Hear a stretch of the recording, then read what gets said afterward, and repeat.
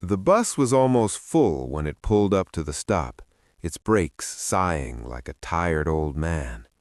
Evening rain streaked the windows, blurring the city into soft gray lines. People climbed aboard with the quiet impatience of those eager to get home. At the very end of the line stood an old woman in a faded blue coat, clutching a cloth bag to her chest as if it held something precious. Her hair was white and neatly tied back, her posture straight despite the tremble in her hands. The driver glanced at her, then at the packed aisle.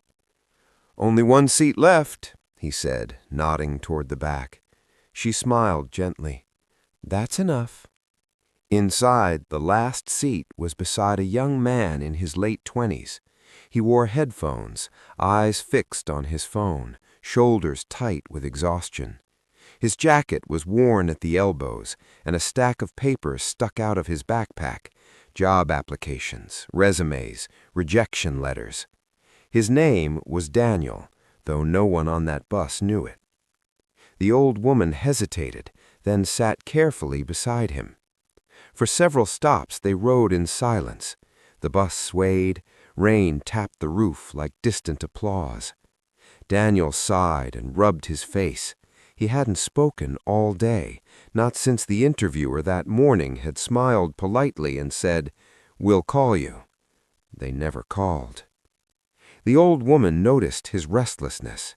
She glanced at the papers peeking from his bag.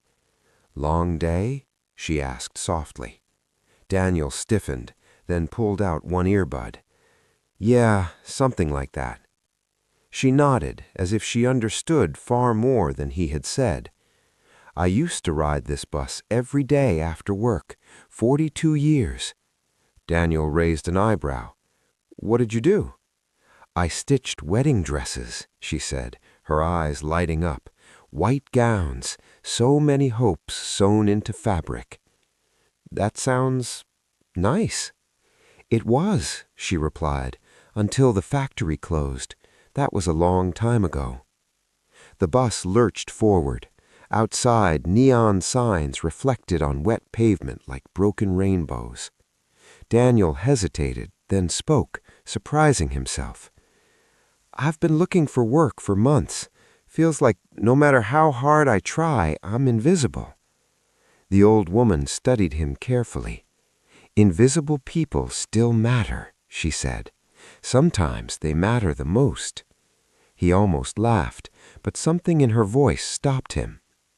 At the next stop, a pregnant woman climbed aboard, gripping the pole for balance. She looked around, no seats left. Before Daniel could move, the old woman stood. "Please," she said, offering her seat. "Sit." "But," the woman protested, "you were here first." The old woman smiled. "I've stood my whole life. I can stand a little longer." The pregnant woman sat, eyes shining with gratitude. "Thank you, truly." The old woman nodded and steadied herself by the rail. Daniel watched her, guilt creeping in. "You can sit," he said quietly, standing up. "I'll stand." She shook her head.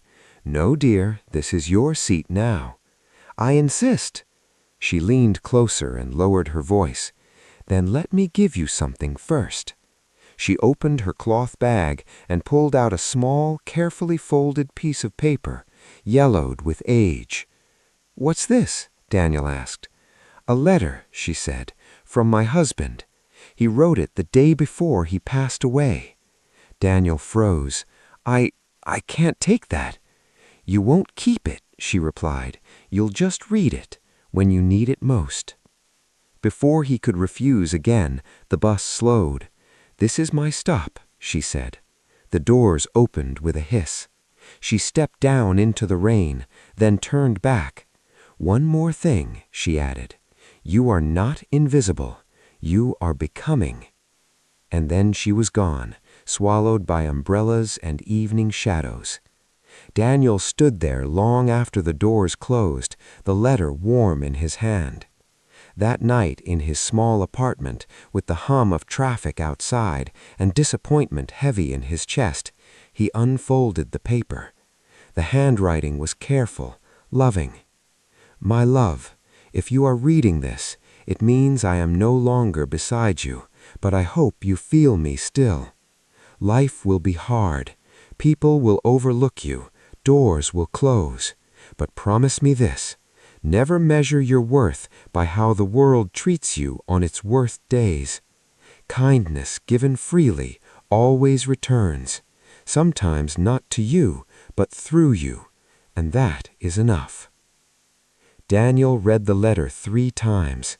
Something loosened inside him, something he hadn't realized he was holding so tightly. The next morning his phone rang. "Hello, this is Mr. Reynolds from the interview yesterday." Daniel sat up straight, heart pounding. Weeks later, on his first day at work, Daniel rode the same bus, same route, same rain. He scanned every stop, every face. He never saw the old woman again. But months later, when a nervous young intern stood awkwardly by his desk, afraid to ask a question, Daniel pulled out a chair. "Sit," he said with a smile. "Tell me what you need." And in that quiet moment, no cameras, no applause, kindness continued its journey, riding forward into another life, another soul. Because everyday miracles rarely announce themselves.